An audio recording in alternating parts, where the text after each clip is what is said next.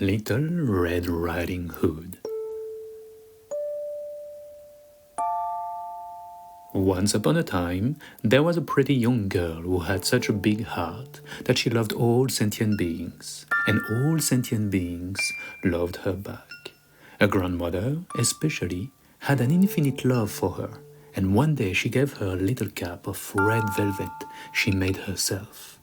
The garment was so elegant and fitted her so well that she would never wear anything else. Therefore, everyone came to call her Little Red Riding Hood. When it was time to celebrate the spring, her mother said to her, "Little Red Riding Hood, would you like to visit your grandmother and make a little spring celebration together? She is a bit ill with winter sickness and is still resting in her bed. She'd be very happy to celebrate it with you. Take 3 nice poppy seed cakes and 1 bottle of May wine. It will do her good. Go now, before it gets hot. And don't forget to make 1 offering to the river and 1 to the forest. Kiss your grandmother for me and see if you can help her in any way." "I'll do as you ask," Little Red Riding Hood promised her mother. Then she kissed her goodbye and left. Now a little walk was needed to get to her grandmother's house, so she went on, trotting merrily, her cap fluttering in the wind. Her songs were echoing around her, thus rejoicing the little folk of the woods and meadows. When she arrived at the river, Little Red Riding Hood stopped and bowed. Then she gently offered to the water 1 of the poppy seed cake decorated with flowers she picked along the way. Once done, she crossed the river and continued joyfully on the opposite bank. When she arrived at the edge of the forest, she bowed in front of 2 mighty trees, and there again she offered 1 of the poppy seed cake with flowers. She had barely resumed her walk when suddenly a wolf came out of the thicket. "Good morning, Little Red Riding Hood," he said. "Good morning, wolf," she answered calmly. "Where are you going so early?" "To Grandma. It's her who offered me my red cap." "It looks really beautiful. And what have you got in your basket?" 1 poppy seed cake and a bottle of May wine that we made together with my mom. It's to celebrate spring with Grandma and get her healthy." This all sounds awfully good. Your grandmother is very lucky to have you. Where does she live?" "Oh, not far away in the forest, near the 3 oaks.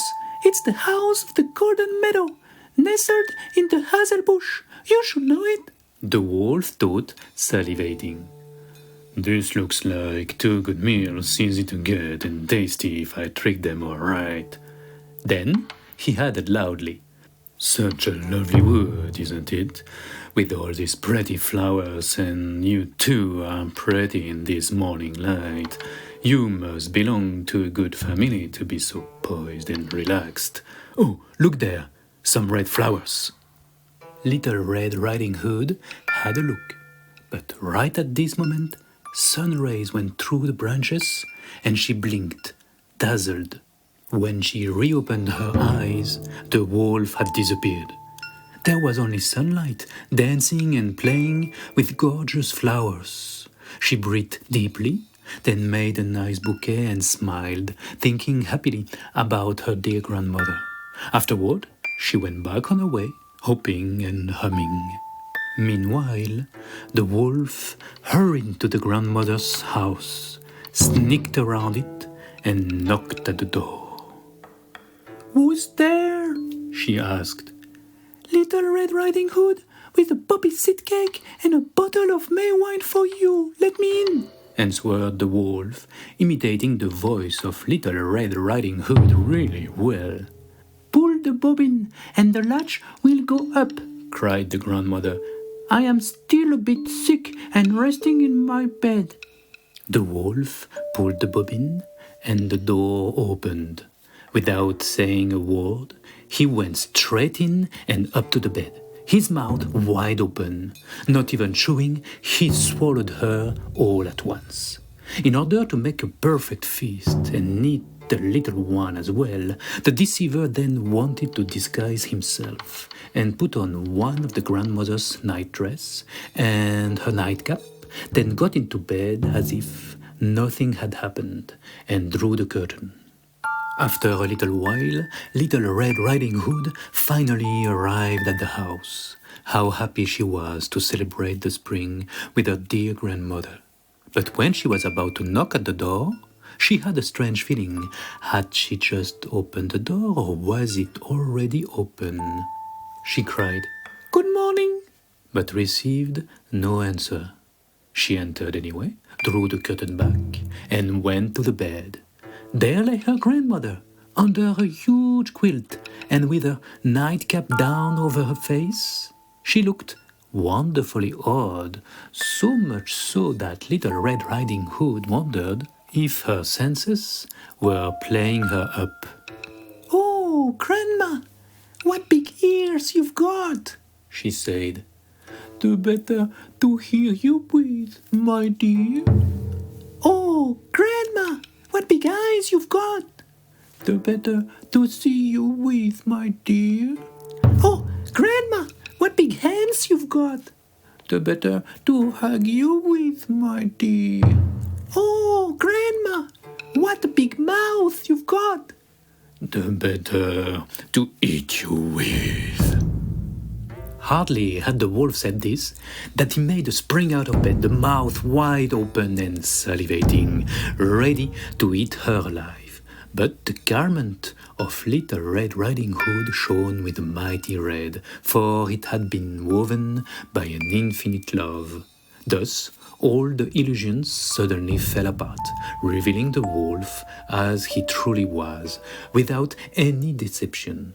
Little Red Riding Hood ran away, letting everything behind her. The wolf was still stunned, got entangled in the sheets, then banged the door, groaned in pain, and finally could throw himself after her with a sore body and a belly rather too full. He ran as fast as he could with his 4 big furry legs, and soon he could see Little Red Riding Hood running into the forest. He called out, "Ancient mother trees, made of strong bark and wind, close yourself on her, do not let her pass."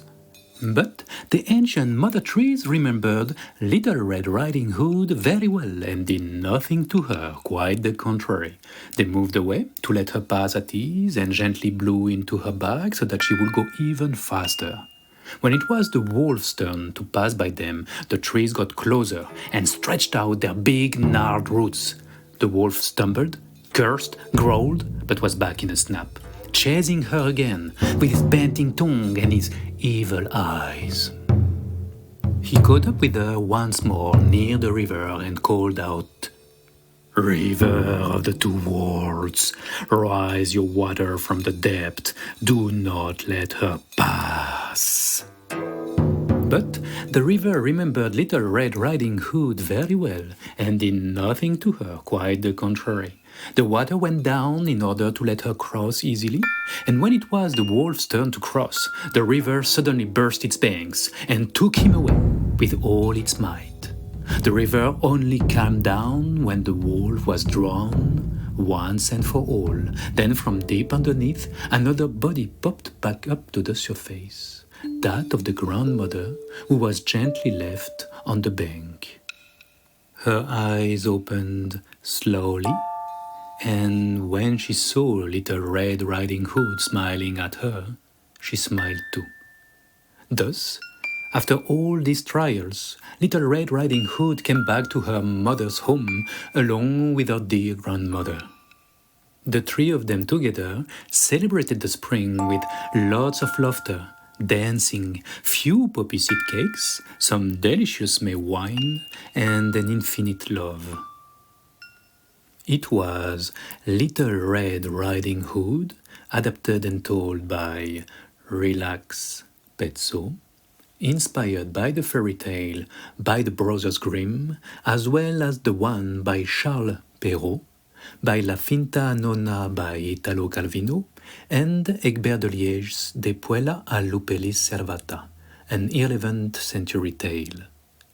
Thank you to all grandmothers, to all mothers, and to all the children.